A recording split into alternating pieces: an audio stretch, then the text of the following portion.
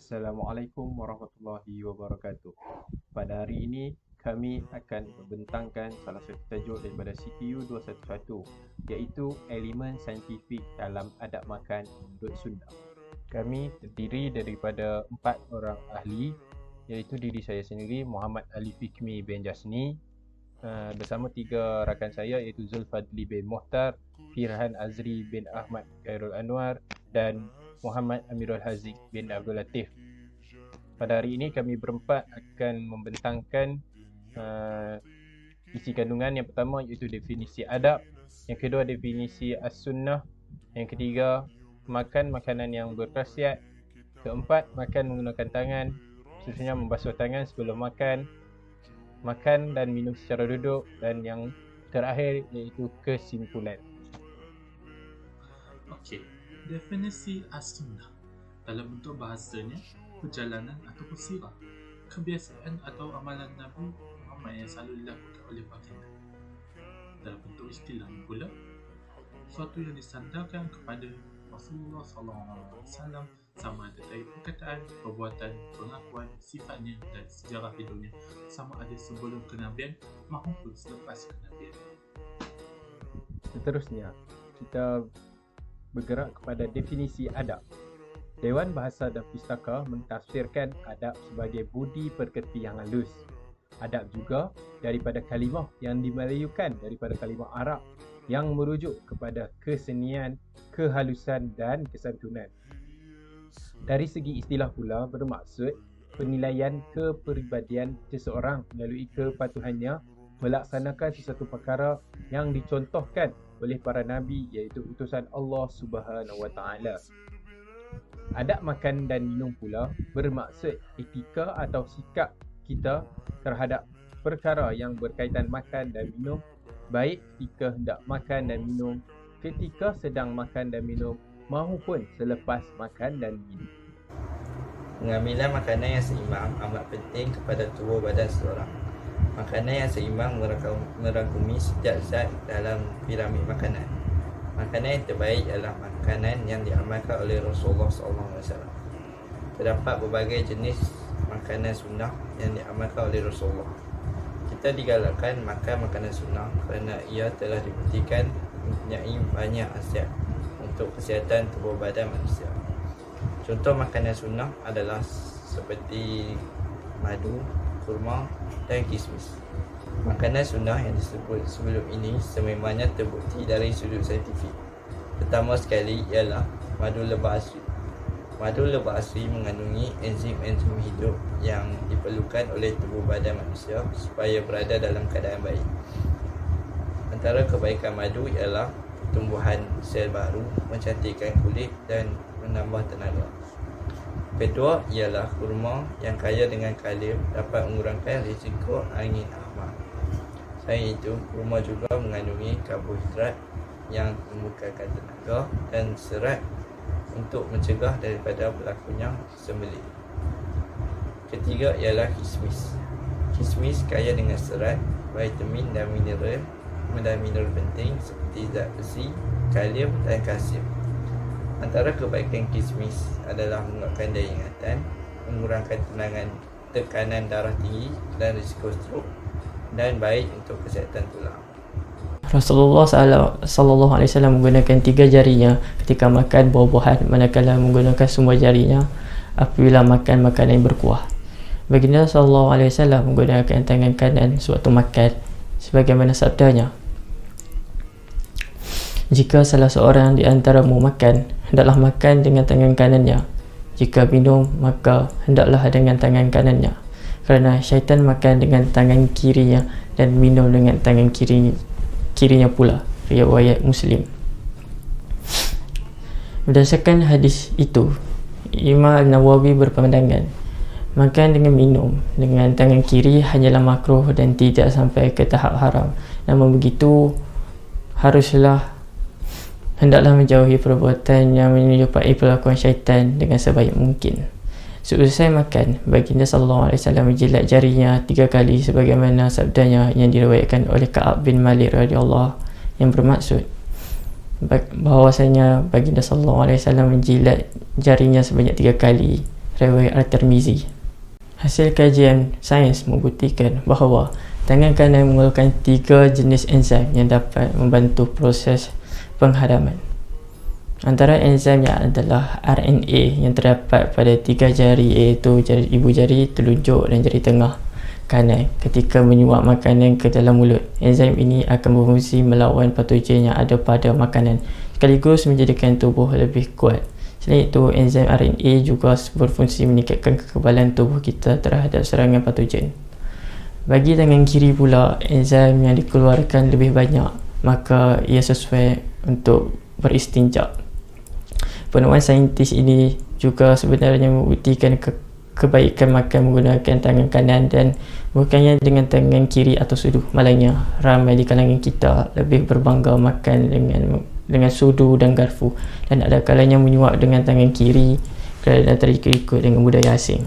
Makan dengan tangan kanan baik untuk otak yang terbahagi kepada 2 bahagian, iaitu hemisfera kanan dan hemisfera kiri.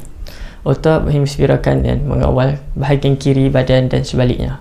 Kajian menjelaskan lebih banyak aktiviti di bahagian kiri otak akan berfungsi apabila seorang itu berada dalam keadaan positif, contohnya gembira, teruja dan mesra. Oleh itu, jika dikaitkan makan menggunakan tangan kanan, ia akan mengaktifkan bahagian otak kiri sehingga melahirkan sifat-sifat yang positif pada diri. Seterusnya, isi ketiga kita ialah membasuh tangan sebelum makan. Pertama, kita lihat daripada aspek sunnah. Mencuci tangan sebelum makan merupakan sesuatu perkara yang sudah menjadi hal biasa dalam kehidupan sehari-hari. Akan tetapi, perlu kita ketahui bahawasanya hal tersebut telah dicontohkan dari jauh hari oleh Rasulullah SAW seperti yang terdapat dalam hadis berikut.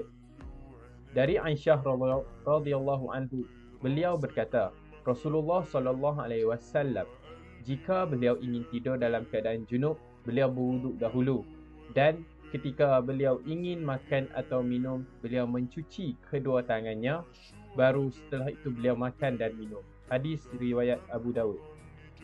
Disahihkan Al-Albani dalam Sahih An-Nasa.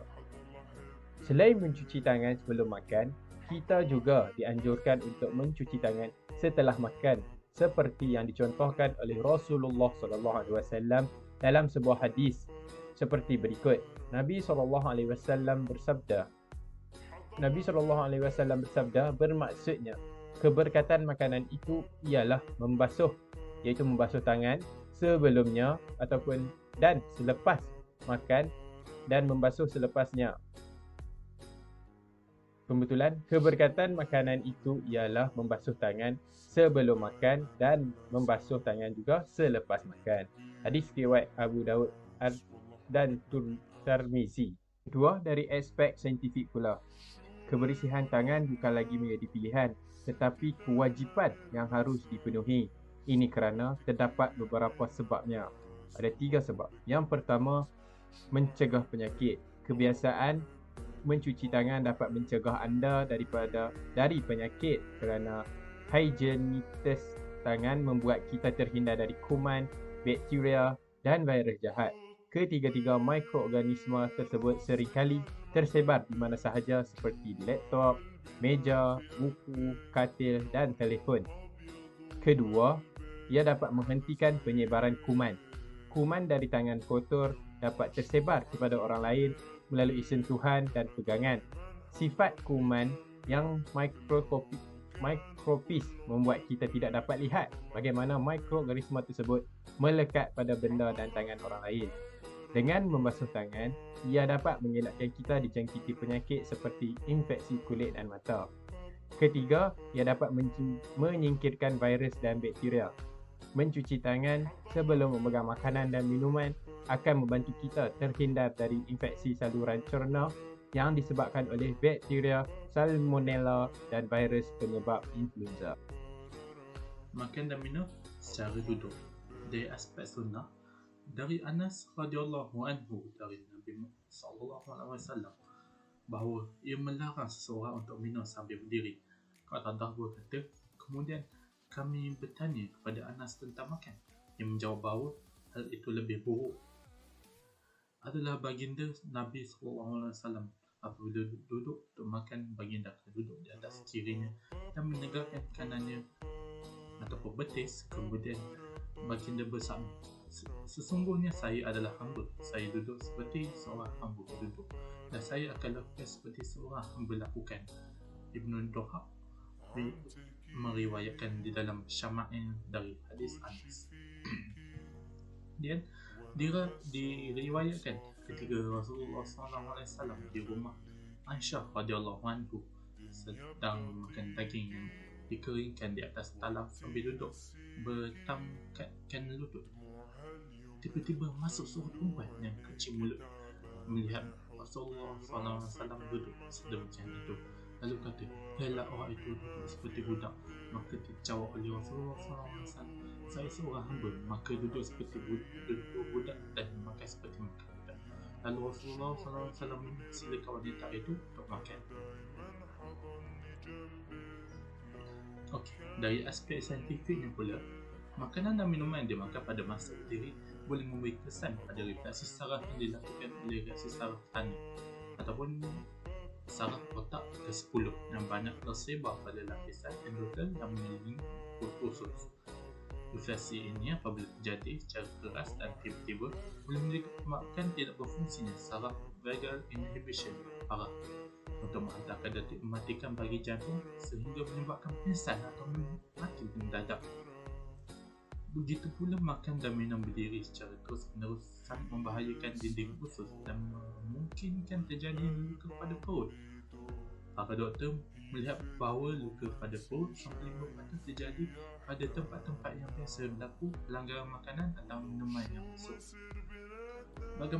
Sebagaimana keadaan keseimbangan pada masa berdiri disertai pengecutan perut pada kokong yang menghalang jalannya makanan ke usus secara mudah, dan kadang-kadang menyebabkan rasa sakit yang sangat yang mengganggu fungsi pencernaan, dan seseorang boleh kehilangan rasa selesa semasa makan dan minum. Kesimpulannya, melalui perbincangan dan penelitian yang terperinci berkenaan as-sunnah, contoh ikutan yang terbaik sebagai seorang umat Islam adalah dengan mengikuti cara hidup Rasulullah SAW. Firman Allah SWT yang bermaksud, sesiapa yang mentaati Rasul berarti dia telah mentaati Allah. Surah An-Nisa ayat 80. Selain itu, kita hendaklah mengamalkan Al-Quran dan As-Sunnah sebagai panduan hidup kita sepanjang menuju ke destinasi yang sebenarnya. Akhir sekali, kita dapat melihat bahawa sunnah juga berkait dengan sains dan teknologi. Pelbagai manfaat boleh diperolehi daripada amalan sunnah dalam kehidupan seharian.